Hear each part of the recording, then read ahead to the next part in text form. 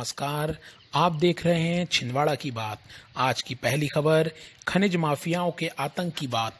ग्राम खैरवाड़ा, तहसील मोखेड़, जिला छिंदवाड़ा के अंतर्गत कुलबेहरा नदी से रेत माफियाओं के द्वारा रोजाना रात में ट्रैक्टर द्वारा अवैध रूप से रेत का उत्खनन किया जा रहा है, जिसके चलते सड़क की स्थिति बेहद बदहाल हो गई है। जब इन माफियाओं को मना किया जाता है तो उनके द्वारा मारपीट और जान से मारने की धमकी दी जाती है। भीम आर्मी के कार्यवाहक अध्यक्ष सचिन सहारे के अनुसार यहां पर खनिज माफियाओं का जमघट लगभग 8 से 10 साल से लगातार लग रहा है। बार बार शिकायत करने के बाद भी अधिकारियों का ध्यान इस ओर नहीं जाता। अब तो माफियाओं के हौसले इतने बुलंद हो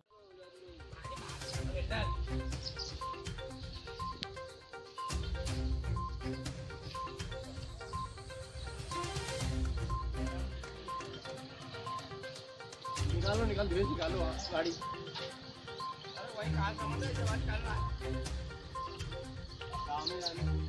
बंद करो, हमारी मांगे पूरी करो।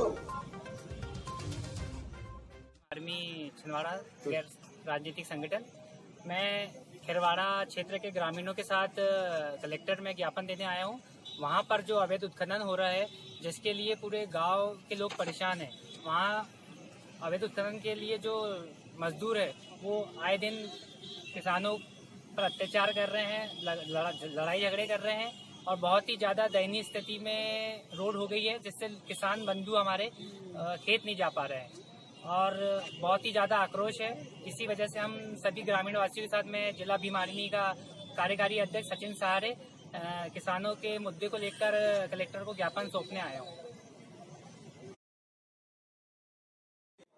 कोरोना की छिंदवाड़ा में हो रही भयावह स्थिति को देखते हुए छिंदवाड़ा रेडीमेड एसोसिएशन ने पंजाब लॉन में बैठकर फैसला किया कि आगामी 20 तारीख तक रेडीमेड की सभी दुकानें बंद रखी जाएंगी। उन्होंने छिंदवाड़ा वासियों से भी कोरोना को लेकर सतर्कता बरतने की बात कही।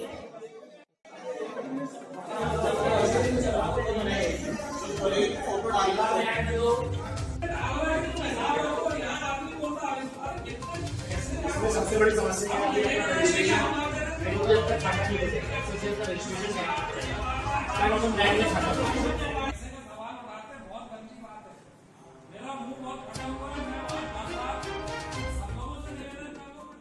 देखते हुए कपड़ा व्यापारी पूरा एसोसिएशन बंद का आह्वान कर रहा है 13 से लेकर 20 तक।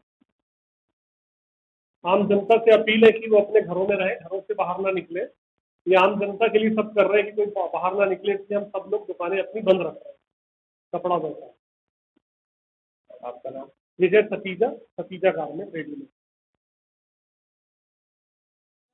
डायलिसिस में संक्रमित मरीज का डायलिसिस होने से अन्य मरीजों में भी डर का माहौल है, जिसके चलते आज कलेक्ट्रेट में पहुंचकर मरीजों के परिजनों ने ज्ञापन सौंपा।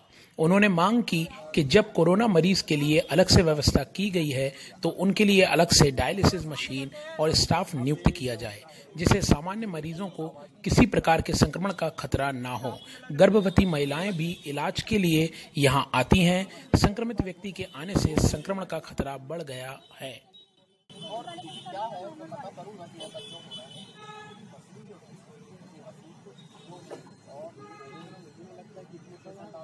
प्रशासन के सामने अपनी शिकायतों को लेकर आए हैं। इसके पूर्व में भी प्रशासन को एक प्रतिवेदन दिया गया था कि जो कोविड पेशेंट के लिए एक अलग से बिल्डिंग बनाई गई है, उसी बिल्डिंग में ही किडनी के पेशेंटों का जो कोविड से पीड़ित है उनका वहीं पर ट्रीटमेंट किया जाए और उनके लिए अलग से ही एक जो टेक्नीशियन है उनके लिए भी अलग से रखा जाए। अभी जो वर्तमान में जो कोविड पेशेंट का जो डायलिसिस हो रहा है सामान्य मरीजों के ही वार्ड में हो रहा है, जिससे संक्रमण की संभावना सामान्य पेशेंट को अधिक हो जाती है।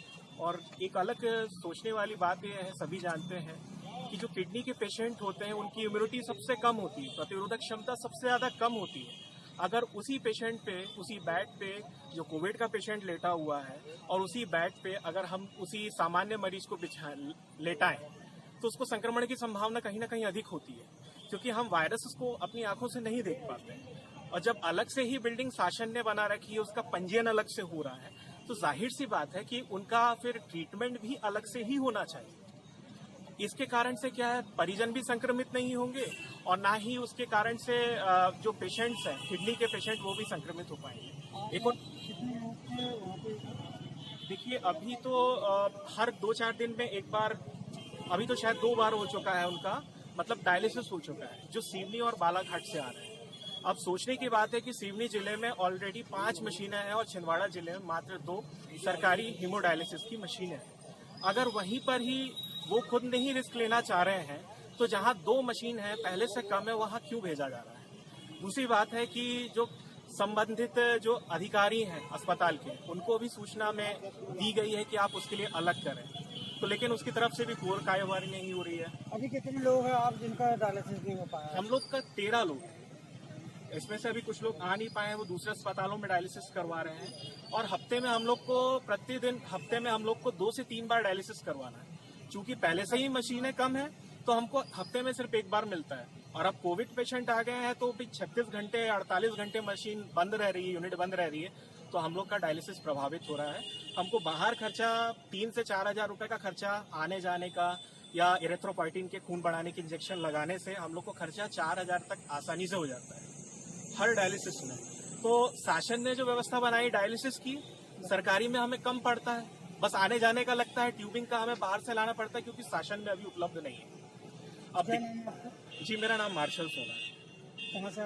मैं छिंदवाड़ा पटेल कॉलोनी से। जिला अस्पताल की बदहाली के अलग अलग नमूने हमें देखने के लिए समय समय पर मिलते रहे हैं। इसी क्रम में 7 तारीख से भर्ती एक वृद्ध व्यक्ति के इलाज न होने पर विक्रम आहाके, विक्रम डहरिया, वीर उइके ने जिला अस्पताल पहुंचकर मुख्य चिकित्सा अधिकारी को ज्ञापन देकर उनके जल्द से जल्द इलाज करने की मांग की।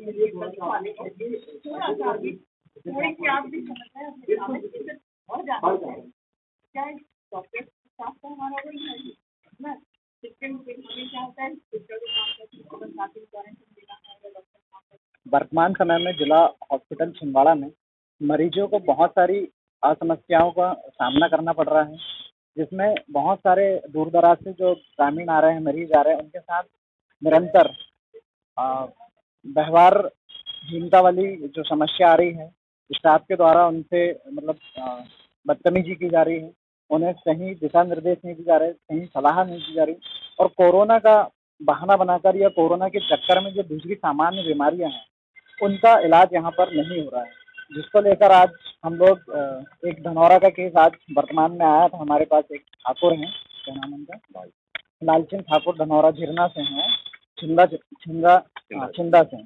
तो उनको भी लगभग 7-8 दिन से एडमिट है, लेकिन अभी उनका इलाज चालू नहीं हो पाया है। उसका बहाना सिर्फ कोरोना है, बोल रहे हैं कि कोरोना की रिपोर्ट जांच होगी, 15 दिन बाद इलाज चालू होगा। ऐसे में जो मरीज है वो एकदम असहनीय पीड़ा पर है। इसको लेकर आज युवक कांग्रेस के माध्यम से एक सामान्य चर्चा गोगिया मैडम से की गई। उनके द्वारा हमें आश्वस्त किया गया है कि जो भी इस तरीके का स्टाफ है उनके खिलाफ कार्रवाई की जाएगी और मरीजों को बेहतरीन सुविधा और बेहतर स्वास्थ्य लाभ मिलेगा। अगर यह हमारा सांकेतिक रूप से आज मैडम से चर्चा की, अगर इस पर हमें कोई कार्रवाई नहीं मिलती तो आने वाले समय में युवक कांग्रेस जिला चिकित्सालय के मुखिया का घेराव करेगी और उग्र प्रदर्शन करेगी। आपका नाम? विक्रम आहाके, कारवार जिला अध्यक्ष, युवक कांग्रेस छिंदवाड़ा। पोस्ट ऑफिस में लगातार कार्य के सिलसिले में आम जन को जाना पड़ रहा है, जिसके चलते पोस्ट ऑफिस में एक ही खिड़की से कार्य किए जाने के कारण सोशल डिस्टेंसिंग का पालन नहीं हो पाता। कर्मचारी तो आमजन से दूरी बनाए हुए हैं, पर आमजन की आपस में दूरी कैसे बनेगी, यह सोचने का विषय है। देखें रिपोर्ट।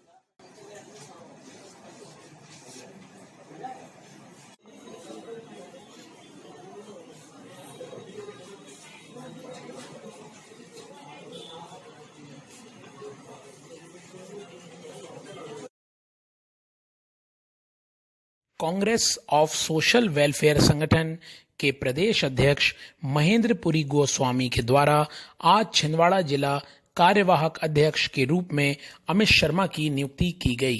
संगठन को मजबूती प्रदान करने के लिए छिंदवाड़ा में कार्यवाहक अध्यक्ष बनाए गए अमित शर्मा ने प्रदेश अध्यक्ष के प्रति आभार व्यक्त किया।